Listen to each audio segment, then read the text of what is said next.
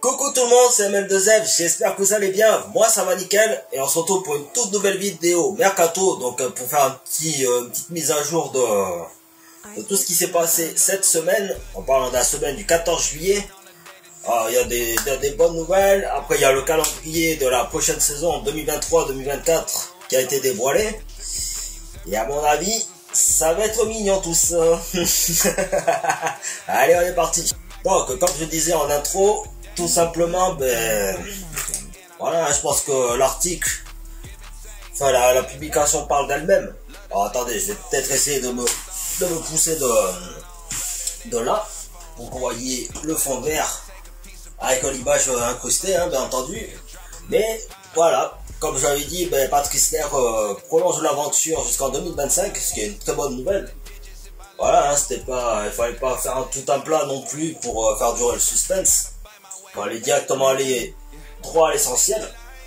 Donc c'est pas trop mal, hein. C'est pas trop mal pour la prolongation de Patrice Ler avec les Bordelais jusqu'en 2025. Après, faut espérer un bon mercato avec des joueuses qui vont arriver, des joueuses d'expérience, même des jeunes joueuses, hein, bien entendu, puisque ça va se baser sur la jeunesse.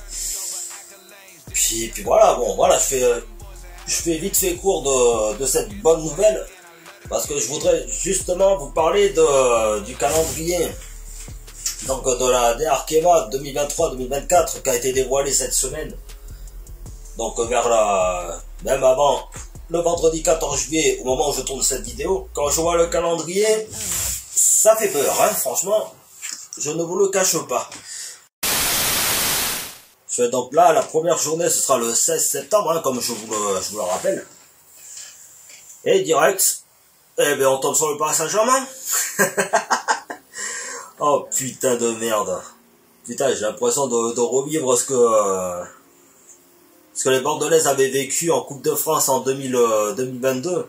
Donc contre l'Olympique Lyonnais, quoi. Avec un effectif réduit. Bon, là, ce sera différent, forcément, vu que c'est une nouvelle saison.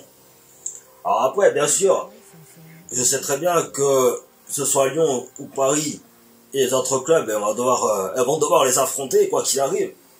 Mais là, dès le début de la saison, c'est entre le Paris Saint-Germain, donc la première journée, et la troisième journée contre l'Olympique Lyonnais à l'extérieur.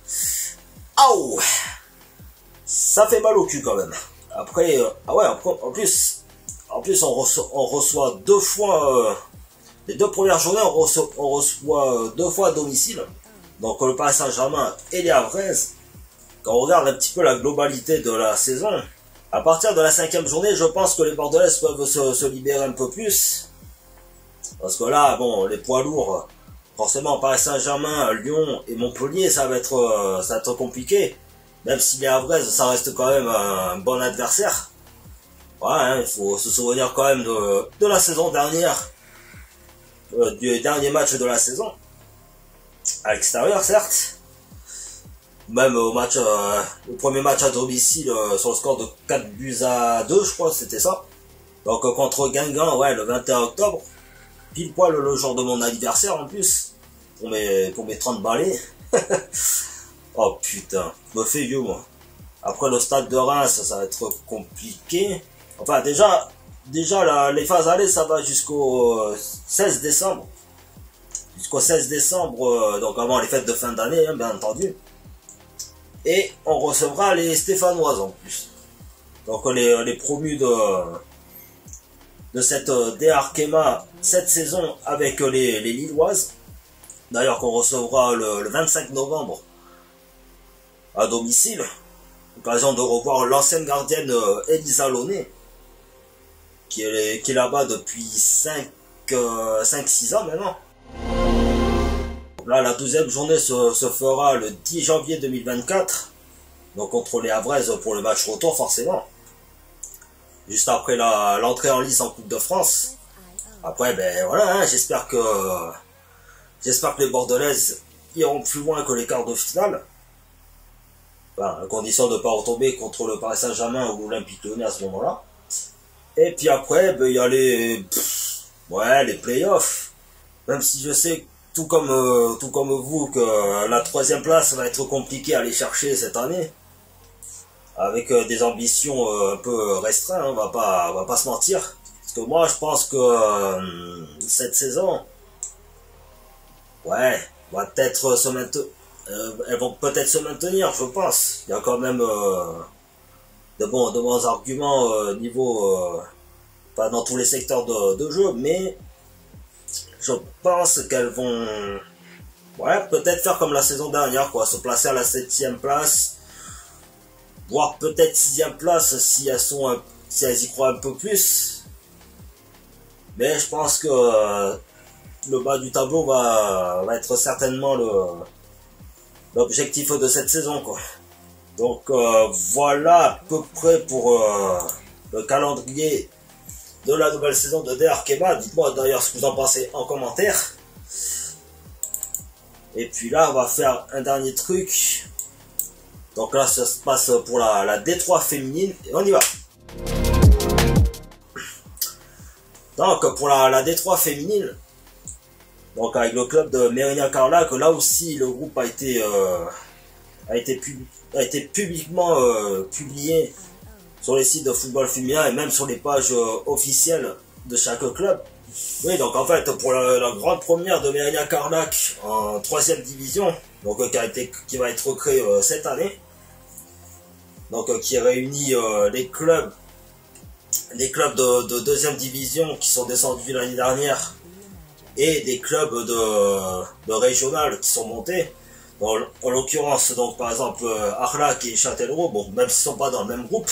Et franchement, dans le groupe B, donc Arlac a quand même de bons adversaires, même si ça va être de l'inédit, hein, bien sûr pour elle comme pour les autres.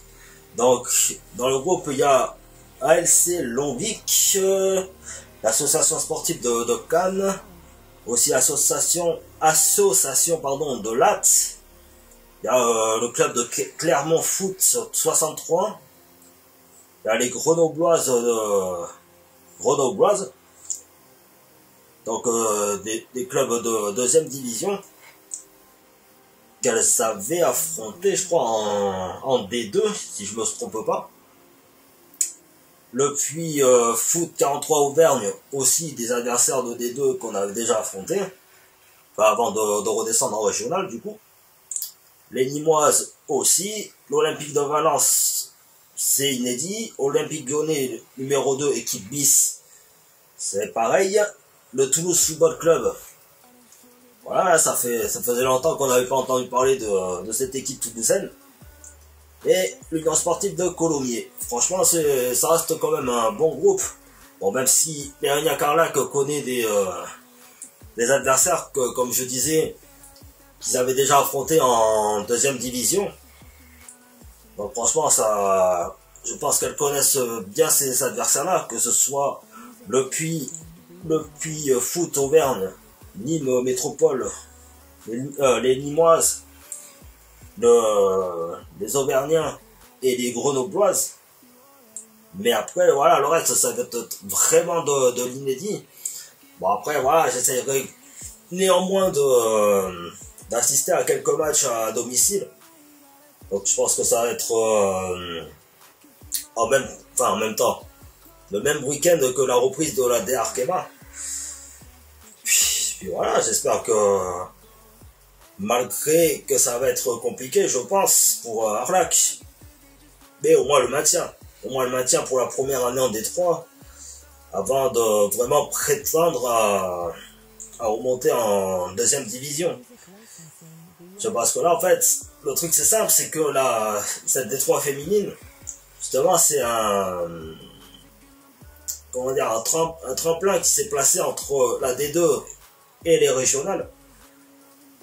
Parce qu'avant, voilà, c'était directement en D2 féminine, ou même en 2021, de repasser,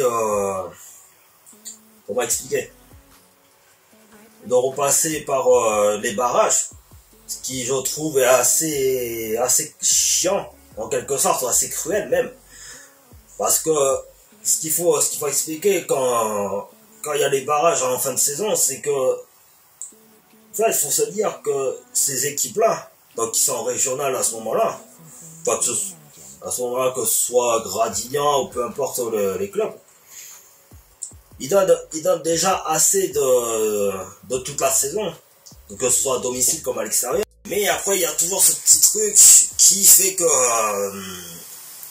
elles vont devoir encore donner plus pour affronter d'autres adversaires qui se sont qualifiés dans les autres groupes pour accéder à un niveau dessus, quoi. Et là, avec cette D3, ça va être plus, je dirais peut-être pas plus facile, mais au moins un petit peu mieux rentable pour accéder en deuxième division l'année prochaine, quoi.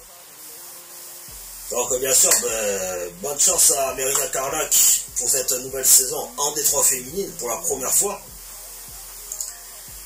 Et puis c'est tout. Donc voilà les amis, j'espère que la vidéo vous aura plu. Si c'est le cas, n'hésitez pas à vous abonner à ma chaîne de YouTube, à lâcher un gros pouce bleu, à suivre sur ma page Facebook et Instagram qui sont dans la description. Avec les liens qui sont dans la description, ainsi qu'activer la petite cloche pour être au courant de mes prochaines vidéos.